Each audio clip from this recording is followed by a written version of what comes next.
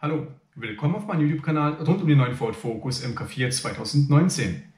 Heute ist ein besonderes Video, denn ich wurde gefragt, ob ich Interesse habe, mal eine neue Dashcam auszuprobieren. Deshalb blende ich den YouTube-Regularien mal hier oben ein, dass es sich um ein Werbevideo handelt. Und ja, wieso wurde ich gefragt? Scheinbar, weil der Hersteller gesehen hat, dass ich meine Dashcam eingebaut habe. Verlinke ich euch mal hier oben. Und diese Dashcam ist schon etwas in die Jahre gekommen. Und der Hersteller Ventu hat mich gebeten, die Kamera von ihm auszutesten. Es handelt sich um die Version N4 und diese Version hat was ganz Besonderes, nämlich die Dashcam ist eigentlich eine Dreifach-Dashcam. Sie filmt nicht nur nach vorne, sondern auch in den Innenraum und zeitgleich auch nach hinten. Wir haben also 3 Kameras hier. Zusätzlich habe ich die Halterung zugeschickt bekommen, inklusive GPS. Die Dashcam hat kein verbautes GPS, man benötigt also eine spezielle Halterung dafür, die das GPS dann zur Verfügung stellt. Und ja, ich teste das Ganze mal aus und wenn ich es auspacke und euch zeige, was da drin ist, erzähle ich mal etwas über die Daten dieses Gerätes und später schauen wir uns mal an den Vergleich zwischen meiner aktuellen Dashcam, dieser Dashcam, wie der Qualitätsunterschied ist und was diese jetzt mehr kann als meine alte. Okay, legen wir los.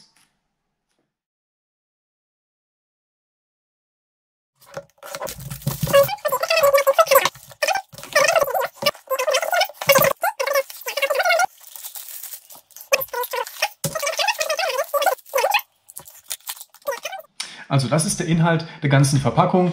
Ist schön mit Piktogramm gekennzeichnet, was alles drin ist. Finde ich eigentlich eine ganz nette Idee. Widmen wir uns jetzt mal dem Herzstück. Das ist die Kamera in der Größe meiner Handfläche, relativ kompakt.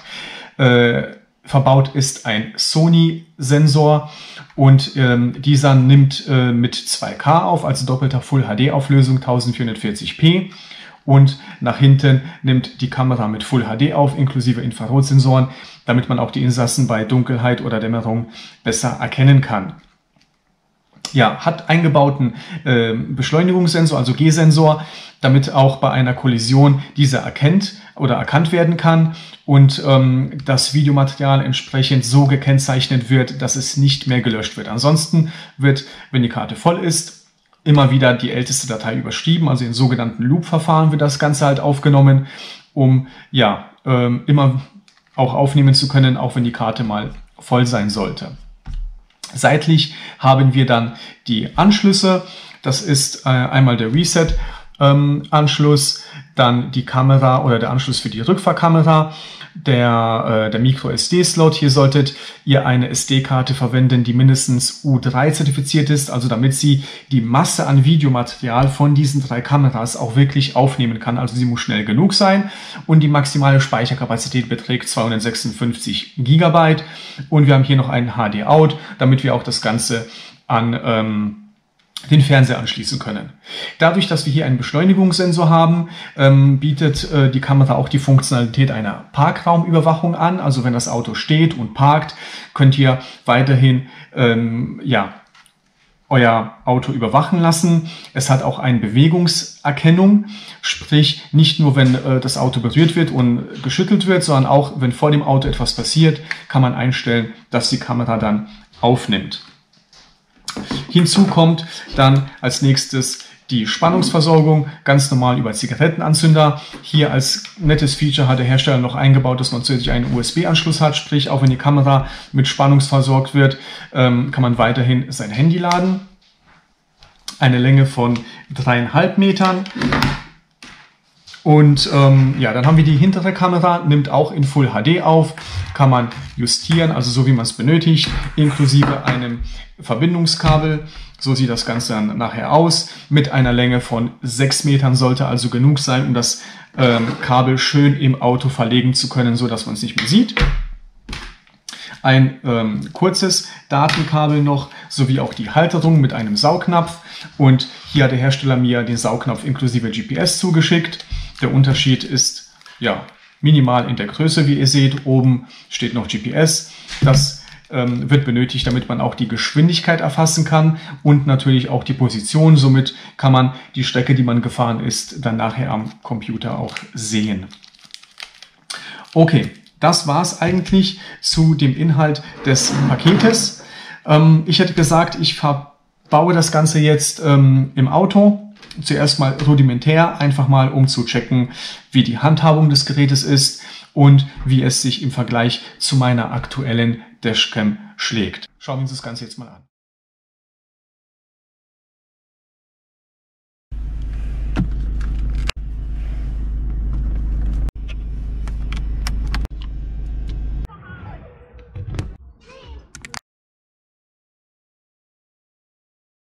Ihr fragt euch sicherlich, wo ich die Kamera jetzt befestigt habe.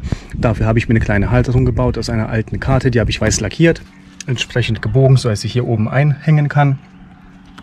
Und unten habe ich jetzt eine kleine Fläche. Dort habe ich die Kamera befestigt und ja, ich finde die Lösung eigentlich ganz elegant. Hintergrund ist, ich will die Kamera nicht am Dachhimmel befestigen und ich will die Kamera auch nicht hier an der Fensterscheibe befestigen. Könnte ich zwar machen, aber wenn ich dann das Fenster oder die Heckscheibe schließe, dann baumelt natürlich das Restkabel hier unten, finde ich nicht so ganz schön. Die Lösung finde ich aktuell ja ganz angenehm und ja, das Kabel wurde hier unten entsprechend verlegt, hier vorbei, hier unten dann am unteren Fußraum verlegt und hier seitlich wieder hoch bis zur Kamera. Aktuell habe ich natürlich meine alte noch da hängen, da ich ja einen Vergleich zu meiner aktuellen haben möchte. Der Saugnapf, habt ihr gesehen, einfach dran machen, 90 Grad umdrehen und schon ja, saugt es sich von selber fest.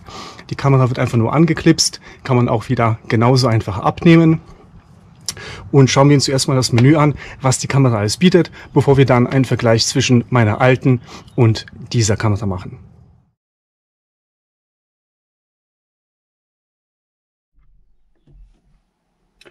Schalten wir zuerst mal die Kamera an.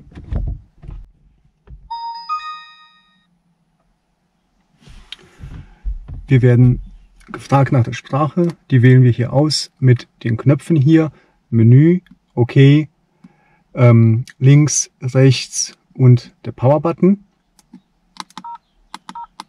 Wir gehen runter auf Deutsch und drücken hier die OK-Taste. Jetzt fragt nach dem Datum.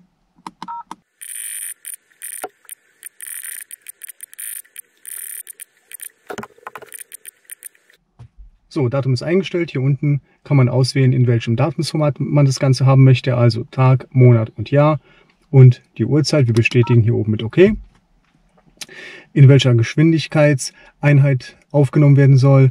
Wir wollen natürlich Kilometer pro Stunde, bestätigen das Ganze mit OK. Jawohl, das ist eine Karte, die ich gerade eben reingemacht habe. Und wir müssen zuerst mal diese Karte formatieren.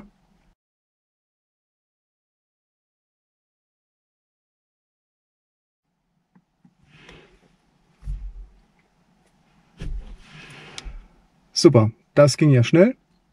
Ich schaue mir mal an, was das Menü noch hat.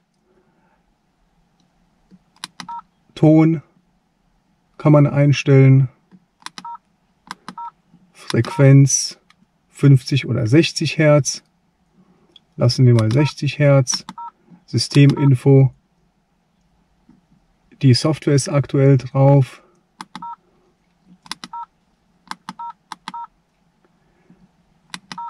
GPS ist an. Jawohl. Geschwindigkeitseinheit haben wir schon festgestellt, nämlich Kilometer pro Stunde. Und die Sprache ganz zu Anfang. So, hier haben wir eine Dateiverwaltung. Wenn wir also Dateien hätten, können wir uns die hier anschauen. Noch haben wir keine. Videoeinstellungen, Videoauflösung, Front, Kabine und Rück. Natürlich, ich will alle drei monitoren. Schließlich habe ich ja auch 3 Kameras. Also das volle Programm. 1044p, Full HD mit 30 Bildern pro Sekunde. Und ja, ich gehe einfach mal nochmal hier durch, um zu schauen, welche es gibt. Also nur die, die mir angezeigt werden. Ich will natürlich auch hier die vollste Auflösung und alles soll er mir hier aufnehmen. Zirkulationsaufnahme. also nach wie vielen Minuten eine neue Datei erstellt wird. 3 Minuten ist eigentlich ein ganz vernünftiger Wert.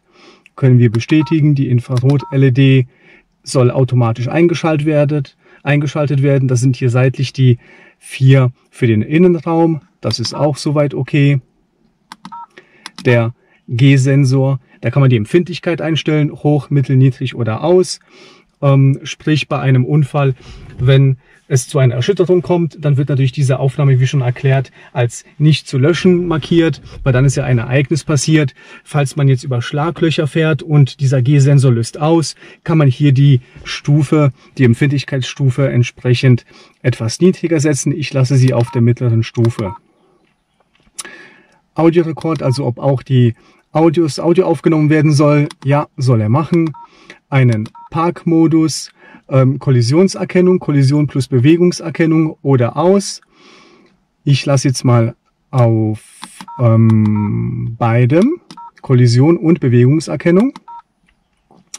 Belichtungszahl, Front, hier können wir noch die Belichtung entsprechend ändern.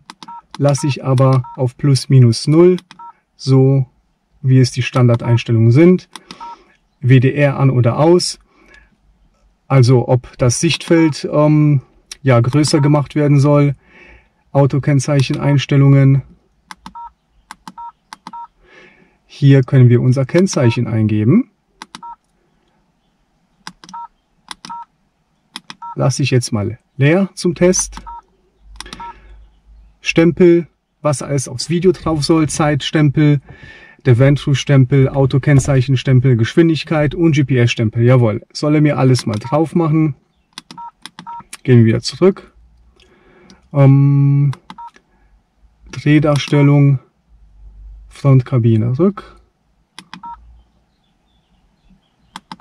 Zeitraffer. Zeitraffer ist eine Einstellung, da macht er ein Bild jede Sekunde. Wenn man also eine längere Autofahrt hat, macht er jede Sekunde ein Bild und daraus wird dann ein Video erstellt. Ist eigentlich eine ganz, ganz coole Funktion. Das war's in den Videoeinstellungen. Okay, Bild wird angezeigt. Front. Hier oben links haben wir dann den Innenraum und hinten, also hier oben rechts entsprechend die hintere Kamera. In der Ansicht sehen wir jetzt noch verschiedene Parameter, die uns eingestellt oder dargestellt werden. Oben die Auflösung, in der aufgenommen wird, mit wie vielen Bildern pro Sekunde. Dann hier, dass er das GPS entsprechend gefunden hat, dass der G-Sensor aktiv ist, dass die Aufnahme alle 3 Minuten neu gemacht wird, also immer in 3 Minuten Blöcken wird aufgezeichnet. Hier haben wir, dass die Infrarot-LEDs seitlich hier rechts für den Innenraum automatisch ein- oder ausgeschaltet werden. Das Audio wird aufgenommen. Hier haben wir die Speicherkarte, die erkannt wird. Unten die Aufnahmedauer, Uhrzeit, Datum sowie auch, dass die Parkraumüberwachung aktiv ist, inklusive Bewegungserkennung. So, und jetzt schauen wir uns mal im Detail einen Vergleich zwischen meiner alten Kamera an und der neuen.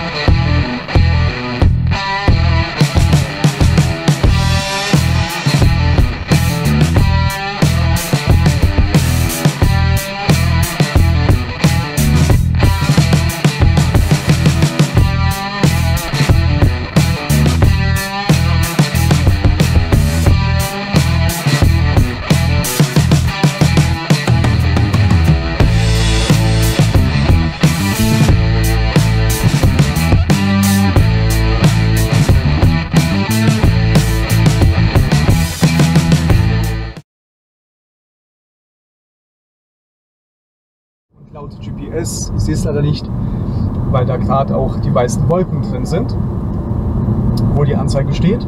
Aber ich schaue es mir später im Video an. Also akkurat 100. Schauen wir mal, wie es sich verhält, wenn wir ein bisschen zügiger fahren. Alle Fenster zu. Laut Tacho 130. Audioqualität ist, hoffe ich, noch immer noch akzeptabel. Ich spreche eigentlich ganz normal. Jetzt nicht laut oder leise, sondern normal.